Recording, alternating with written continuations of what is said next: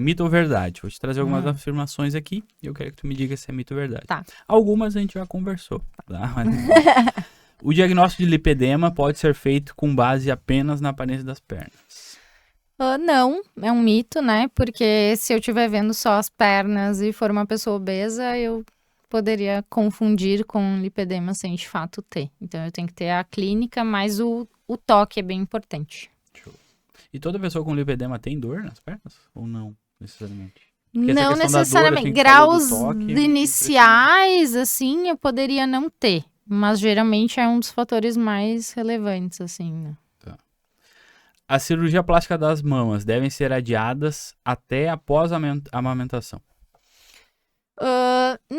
Mito, eu posso fazer antes de amamentar. O que eu geralmente falo? Se teu plano de ser mãe é em até 2 anos, espera, né? Porque vai ter mudança. Agora, tipo assim, sei lá, tô com 20 anos, penso em ser mãe lá com 30, 35, pô, eu não vou esperar 15 anos pra mexer na minha mama, né?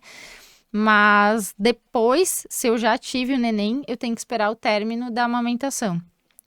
Eu tenho que esperar pelo menos 6 meses depois de parar de amamentar. E a função, nem tá aqui, mas a função, por exemplo, da mama que tem prótese, como é que funciona no pós-amamentação? Tá. Tem que modificar? Não tem? Como é que funciona? Se eu, antes de indicar se vai alterar isso, se eu botar a prótese, se vai alterar. Isso. Tá. Se eu botar só prótese, eu não vou modificar nada de estrutura mamária, porque eu vou botar ou só embaixo da glândula ou embaixo do músculo, mas eu não vou mexer na estrutura da mama. Agora, se eu fizer uma mamoplastia, seja uma mastopexia, uma redutora, alguma dessas outras cirurgias, eu tenho cortes, né, internamente ali na mama. Então, eu posso ter uma alteração. Eu não tenho como dar certeza, porque tem pacientes que operam e amamentam, tem pacientes que não operam e não amamentam.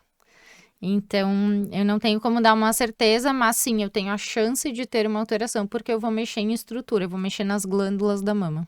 E depois enfim, a pessoa já tem a prótese, já faz, sei lá, 10 anos, teve um filho.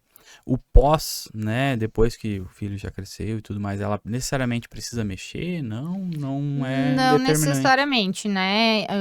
Eu nunca sei quantas vezes ela vai engravidar, se vai ser ou se vão ser trigêmeos, quanto peso ela vai ganhar, por quanto tempo ela vai amamentar. Então, isso influencia por questão de extensão, aumento de volume mamário, né? Então, se eu ganhar muito peso, provavelmente eu fique com uma flacidez. Minha chance de ter uma flacidez no pós é maior. Mas se eu ganhar um peso ok e a minha mama voltar, pode ser que eu não precise mudar nada. Entendi. A próxima pergunta também é sobre mamas. A mamoplastia redutora pode melhorar a dor nas costas e postura, além do resultado estético. Pode. Eu nunca tenho como garantir para uma paciente que eu vou curar a dor nas costas dela. Tá. Né? Não é minha função mexendo na mama, mas normalmente pela retirada do peso, do volume, o peso que vai ficar tanto da mama quanto do sutiã ou do top que sustenta essa mama vai ser muito menor, então a tendência é que pelo menos eu diminua esses sintomas. Entendi. A lipoaspiração tradicional é o principal tratamento para o lipedema. Sim, a lipoaspiração é o principal tratamento, mas a gente faz uma lipoaspiração cuidando muito da parte linfática, né? A gente tem os vasos e a gente tem os vasos linfáticos, né? Que são que levam a linfa ali, que é o que vai se juntar nas famosas ínguas, quando a gente tem, que são os linfonodos, e eles drenam, fazem uma parte importante de drenagem, por isso que a gente faz drenagem linfática e diminui o inchaço. Então, eu tenho que cuidar muito para não lesionar esses vasos linfáticos nas pernas, a gente tem bastante. E aí eu posso associar hoje em dia algumas tecnologias, né, dependendo da área que eu tô operando, seja para soltar mais essa gordura e facilitar a minha lipoaspiração, diminuir sangramento, ou para retrair pele também. E tu comentou da drenagem, ela é um complemento no tratamento da lipedema, não? Sim, a gente fala hoje em dia não só em drenagem, hoje em dia a gente fala em fisioterapia. Então, as fisioterapeutas têm uma gama enorme de medidas ou terapias que elas podem aplicar que vai desde manipulação tecidual, drenagem linfática, terapia de choque. Não é dar choque na pessoa, é um aparelho que vai, tipo, batendinho, assim, e vai estimulando a drenagem também, enfaixamento, meia elástica, escovação a seco. Tem várias manobras que elas fazem, que fazem parte do tratamento, tanto pré quanto pós-operatório.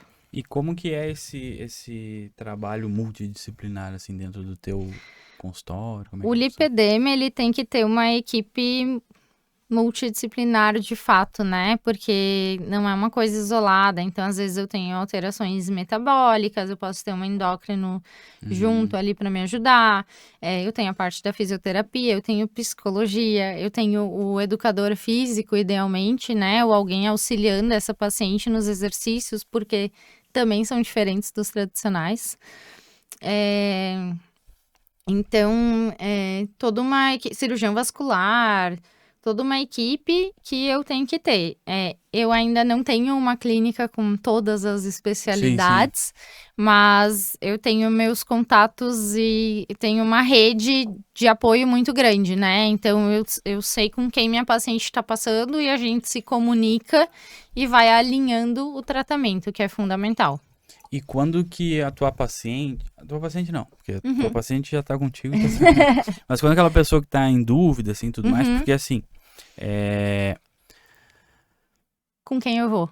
Com quem eu vou e o que eu tenho. Sim. Porque por mais que, tu pode me dizer melhor, de quanto tempo pra cá, assim, que começou a se popularizar mais o diagnóstico do lipedema? Eu noto, assim, de uns 4, 5 anos pra cá, mas mais uns 2, 3. Mas sempre foi uma questão que já existia. Ele já existe. A gente tem relatos de lipedema e de tratamento do lipedema desde 1940. Então, ele já existe há muito tempo, mas não era uma coisa tão difundida. E vou te dizer assim, eu passei pela minha especialização, pela residência, por 3 anos sem ouvir falar de lipedema. Inclusive, tratei pacientes com lipedema sem dar o diagnóstico para elas, né? Fiz uma lipoaspiração, sem dar o diagnóstico e sem, de fato, fazer um tratamento melhor, né? Que seria tratar toda essa parte clínica junto. Mas eu acho que, assim, de uns 3, 4 anos pra cá, vem se falando muito mais gente famosa tendo, mais gente na mídia, as pacientes vêm sabendo, tendo mais informações. Mas ainda é muito confuso, muita gente, de fato, eu recebo essa pergunta, mas em quem eu vou? Então, eu acho que, assim... Porque, tipo assim, ficar muito na dúvida, assim, isso é uma doença de qual especialidade? E aí, como ela é multi, a gente poderia passar com alguns profissionais, né? Então, cirurgião plástico, cirurgião vascular, endocrinologista, às vezes até os próprios nutricionistas conseguem, talvez eles não te deem o diagnóstico exato, porque eles não têm a parte médica, mas eles conseguem ver várias coisas e pelo menos te orientar. Acho que tu tem um lipedema, procure alguém para fazer. E os fisioterapeutas também, porque às vezes muita gente acaba indo neles para drenagem ou para, eu tô muito inchada, vai ali. E eles tratam muito essa parte. Mas de todas as áreas, procure alguém que seja acostumado a lidar com isso. Porque a gente ainda tem profissionais que ou não gostam do lipedema, não pegaram isso como área para eles e tá tudo bem. Ou às vezes, de fato, ainda não tem tanta informação sobre isso. E recebo, às vezes, pacientes que passaram com alguns outros especialistas, sejam plásticos ou de outras áreas, e não souberam dizer se tinha ou não. Então, assim, essas áreas todas a gente pode passar para ver o diagnóstico, iniciar o tratamento, mas procure alguém que seja mais acostumado a falar com isso.